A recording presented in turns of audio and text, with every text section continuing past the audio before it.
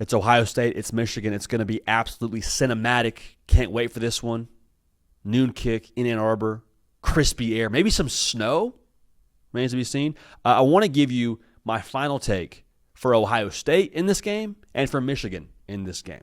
So the hay's in the barn when it comes to previewing it and breaking it down. We're just going to put a bow on this thing with two more takes, one for each side of the game. Going to be electric. Before we do that, if you're an Ohio State or a Michigan fan, make sure you're subscribed.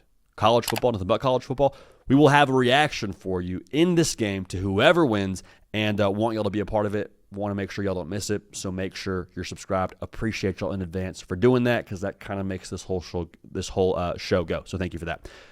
For Ohio State, my final take is that Julian Sayin breaks the 2-interception curse this year for the Buckeyes. If you're an Ohio State fan or just a casual college football fan, there's the potential you're saying, wait a second, what are you talking about? Since 2022, the starting quarterback for Ohio State in this game has turned it over twice through the air.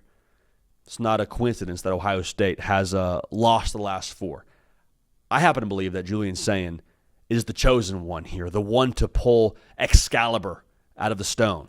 All right?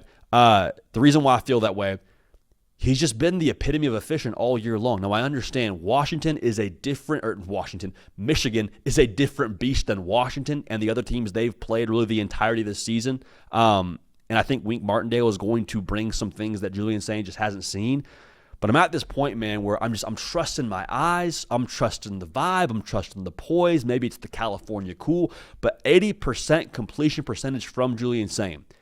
When the ball is hardly touching the ground, and he's hardly turning it over this year, it's a little bit more difficult for me to get behind this idea that all of a sudden Julian Sayin is going to roll out there and throw 2 picks. Now, he has done that this year. It was very early on in the season. I believe it was against Ohio.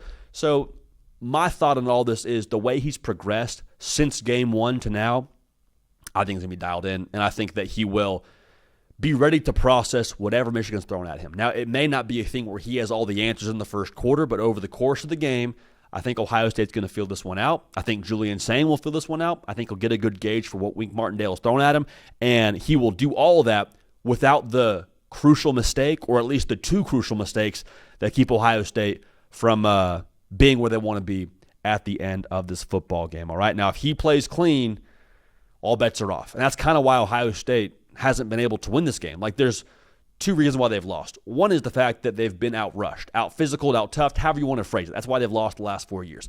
But right in line with that is going back to this take, like, they haven't been able to maximize their talent because their quarterback has turned it over. It's like whenever you got the white tee, man, you're looking fresh, nothing can stop you, you're feeling good about yourself, but you got a stain on that white T-shirt, a little barbecue sauce, a little teriyaki sauce, whatever your condiment of choice is, it's ruined. You can't accentuate the white tee. You can't accentuate the talent in Jeremiah Smith and the defense and everything you have on that roster with a stain on the white T-shirt. Like, Julian Sayin is going to make sure that there is no stain on this offense, on this roster, and is going to make it a thing where they can maximize their talent in this spot. Okay? Now, for Michigan, my final take is they are going to officially let Bryce Underwood cook. JD, they've been letting him cook the last couple of weeks, no? Yeah, they have. They have, but I've said this really since the Oklahoma game when talking about Michigan. I feel like I'm still only getting 80%, 85% of the Bryce Underwood experience. That last 15% for me is you get in the huddle. Bryce Underwood says, hey, Q counter. Hey, read option. Hey, Q power. And not just says it once or twice, but says it like double-digit times. They've sort of been ramping up to this, which is why I feel this way. This is why it's my final take.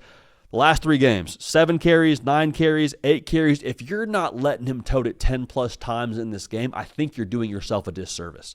Because Michigan, the run game is going to be crucial in this spot. We said it with Ohio State. The team that runs the football 4 more yards wins the game the last 4 times. That's why Michigan has won the football game. I don't think Michigan, with the things they've lacked on the offensive line this year, not being quite as dominant as it has been in the past, I don't think you are in a spot where you can afford to not let all of your best players, best athletes touch the football. And I think Bryce Underwood, with him being right around 230 and being able to throw down backflips, I think he falls in that category. Okay, so If Bryce Underwood can generate something else on the ground to help your running back room, again, no Justice Haynes, Jordan Marshall coming back from injury, you got to walk on behind him. Like, I think you'd like to have something extra on the ground here. It's got to be an all-hands-on-deck operation, and I think this is that spot where you throw the kitchen sink at Ohio State and you show some things that you haven't shown to the same degree or the same volume in the spot to try to find a way to get to 5 in a row against the Buckeyes. So, Ohio State fans, Michigan fans, let me know your final take for your football team in the comment section.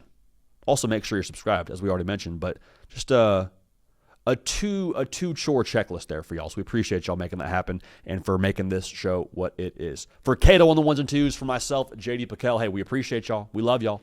We're going to keep this party rolling, and we will see y'all next time.